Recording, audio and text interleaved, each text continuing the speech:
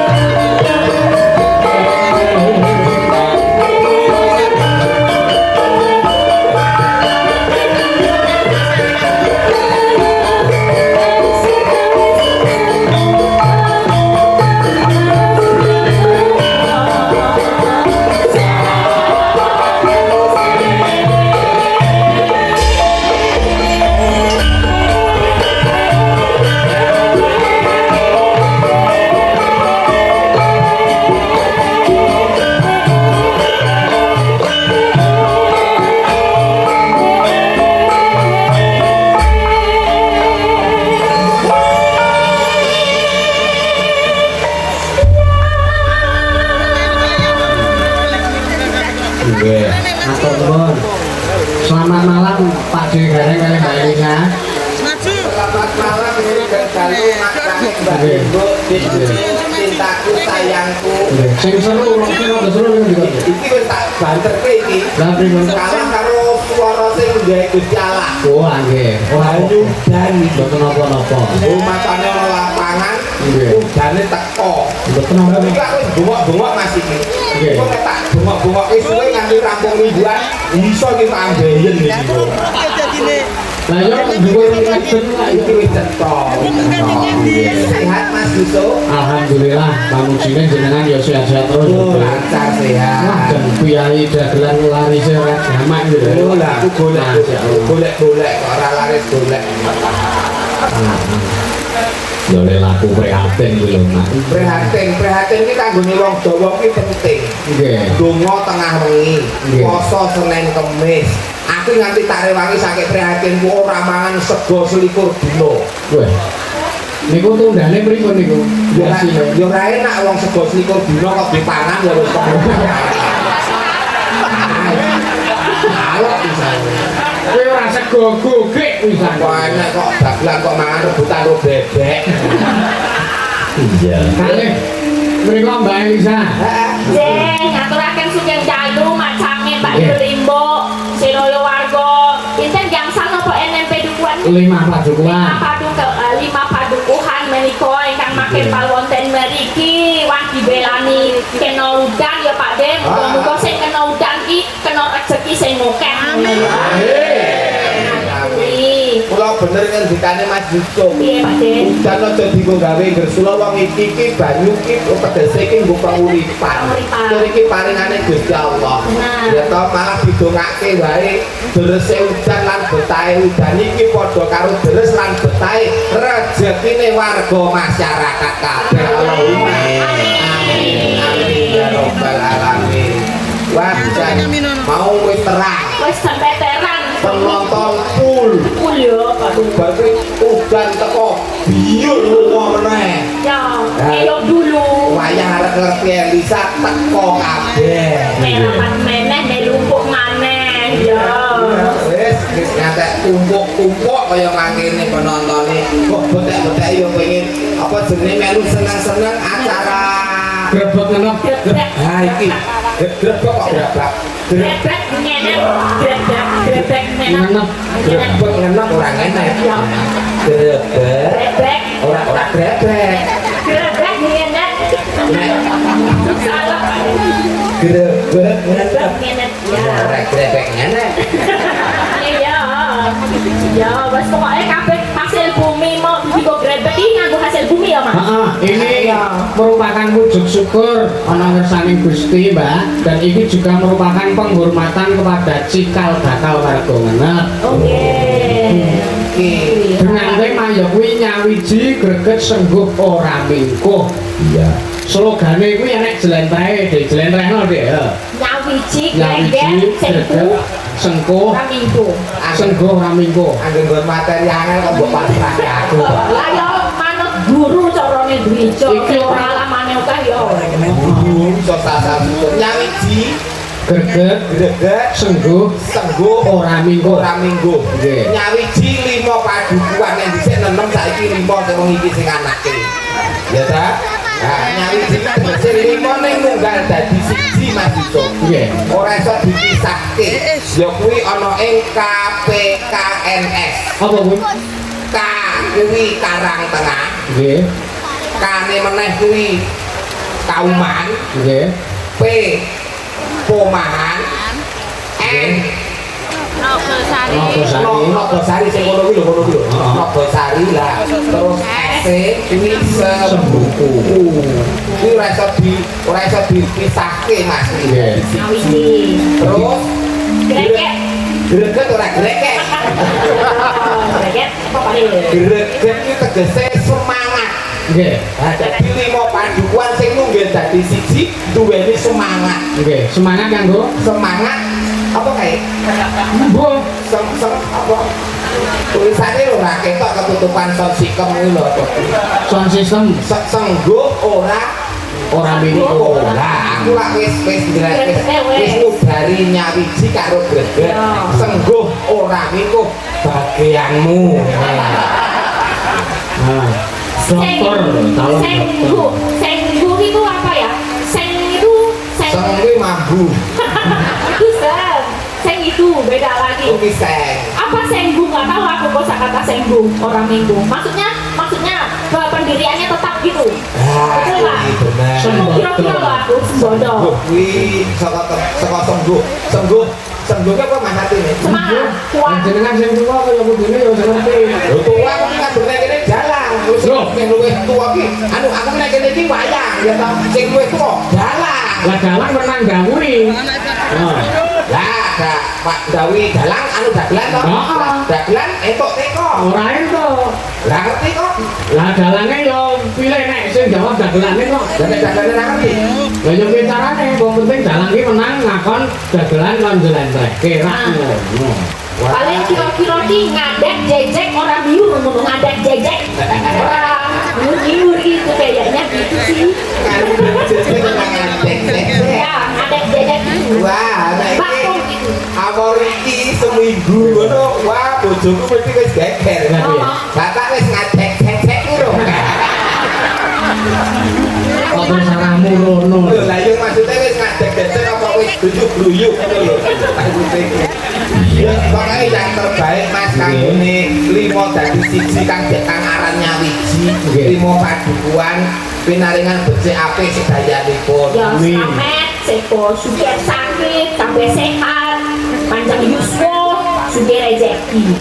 ya nek sehat panjang yuswa sugih rezekine iki slamet Slamet, tebih saking sugih sakit. ya slamet rahayu wilujeng Adalah kayu wilujeng. apa kang dijoko iso berlanjut Ya. cita-citane kabul satemah dadi padukuan sing tentrem lan ayem Amin. gemah lipah loh sinawi rezekine kathah melimpah berkah barokah Amin. lima padukuan nyawiji dadi siji ditungake kabeh slamet donyane slamet akhirate amin amin amin rangkeane luar biasa ragate ora setitik lho Mas tutupane wayangan dalang kondang dalang muda dalang milenial dalang sing angsare apik mergo dalang siji iki burung tau kabut edokan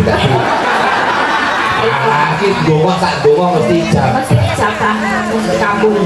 Tenang ora wong iki mau kesenian apa wae dadi siji, wis wayangan ning ana jatilane kok ora. jatilane ora monggo wingi wong iki ya nek jatilane kaya ngene iki mau kok diarani tukang pijet aku ora trimo saya aku ora tau mijetke nang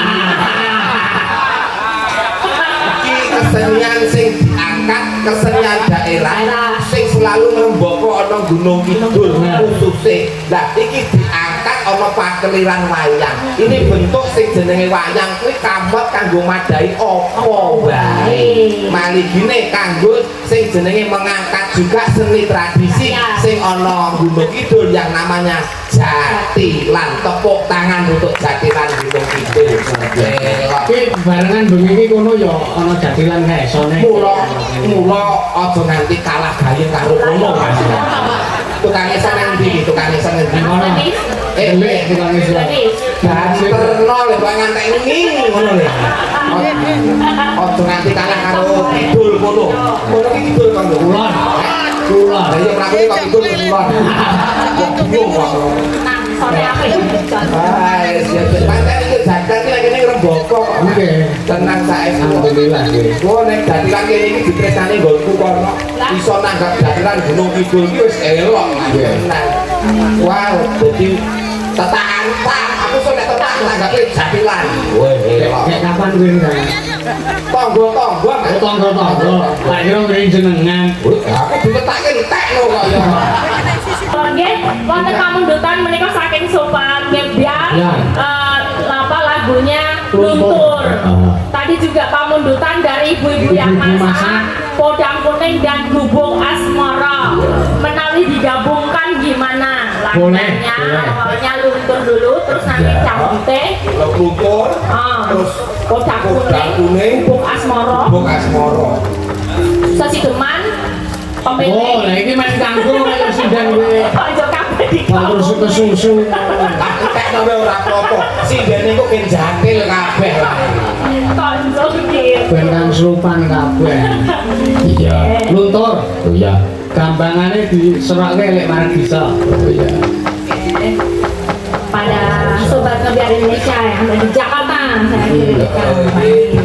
prestasi strewing kiai kata Iya. Iki disimakan kok Presiden Korea Utara kok iki Dek. apa juga Tenan. Ya, iki wis WA mau tak simak karo ngelapi nuklir. Wah. Lihat kaca dong. Kanca karo. Ya, luntur kembali Pak. Ya, mangga Mbak.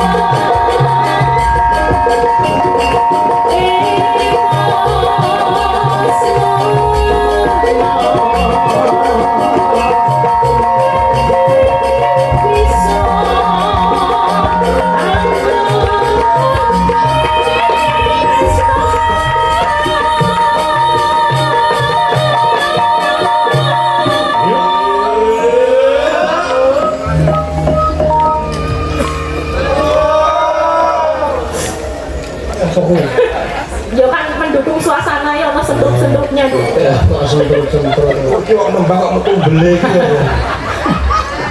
Kalau panganane teko lho. Oh, dadi iki penghayatan, Mas. Iki luntur iki lak delok banget. Tresnane ora kesampean kok luntur kok dadi tresnane. Dadi saking gelone iki sampe Nangis. nah kuwi lho, Mas. Ora pancen mbelok, Pak. Nah, sik. Iki yo penting, iki penting. Aku teko. Angger aku nyanyi kok mesti panganan metu. Lho, jenenge tiba kemil iki ngono kuwi lho. Iki dae penyanyi tiba kemil iki ning ndi kan. Nah, lho iki sebenarnya tak senengi siji. Apa? Jeruk. Iki tak senengi. Ana tak to? Ora usah didawake. Jeruk iki nek cilik wong iki jeruk gede kok dadi jeruk. Mandul. Iki Karang Taruna, endi Mas? Karang Taruna, Karang Tengah. Kali Karang Tengah nggih. Pak Edi kumis iki ta? Oh, Pak Edi. Iya. Iki Karang Taruna apa Karang Taruwa ngene.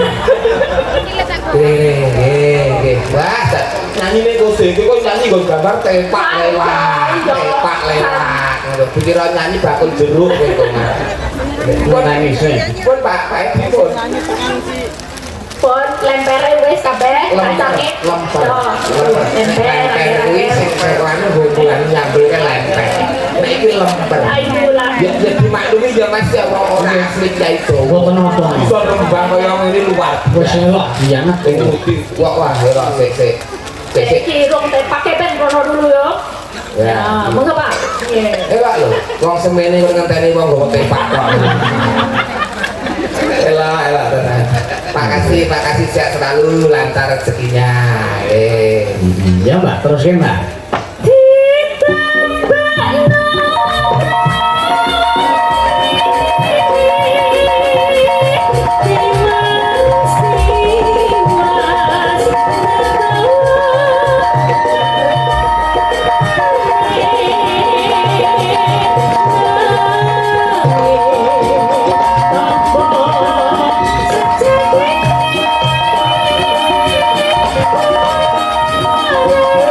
Oh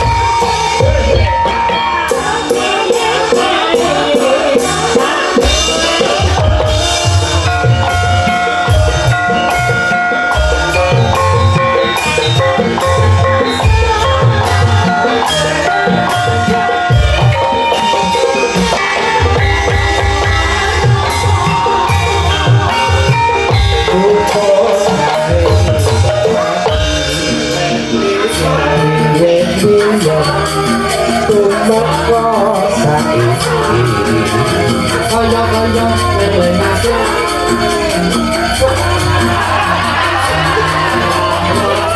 wayah wengi wayah wengi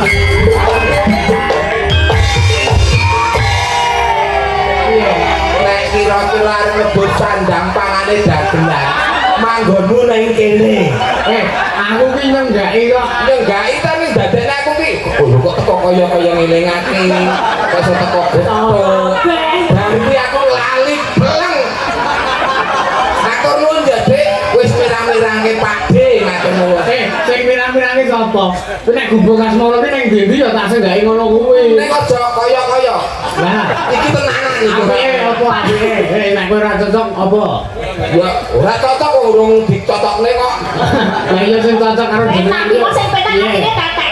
Dadi wong dari kudu. apa Kupuk kae nyimpen wati wiwit biyen tumeka saiki kaya-kaya ngelingake gubuk kae lah iki langit iki dadi kaya-kaya ngelingake gubuk kae kebak cerita Nyambung. nyambung saking kono sing biyen tumeka saiki kaya-kaya ngelingake ayo kanca sore-sore bubuk bubuk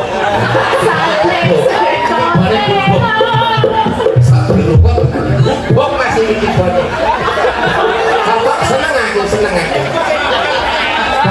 bahagia kowe Tetek aku. Adewe kudu tetek Pak De. Nek tepat sing jenenge nyok nyanyi apa wae sing kaane memang macem-macem tapi kudu tetek.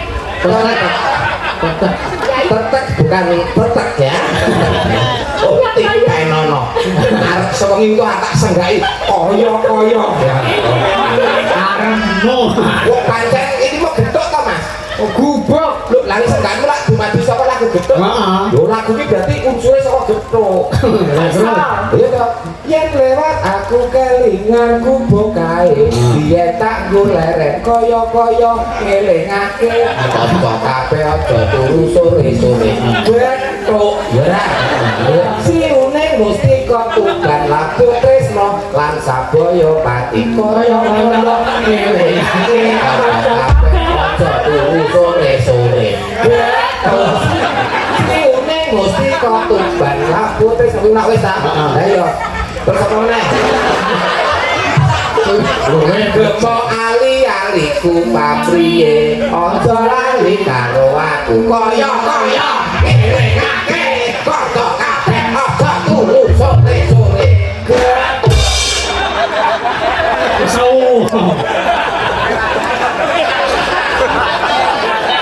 dagelan manusia yo Ngono wae mangke.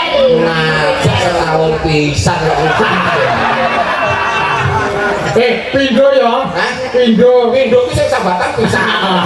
Tak eling-eling kok. Sampai nyambat aku saiki wis enek sing arepane nyambat. lah Ora apa-apa. Pokoke gedhok. Ya.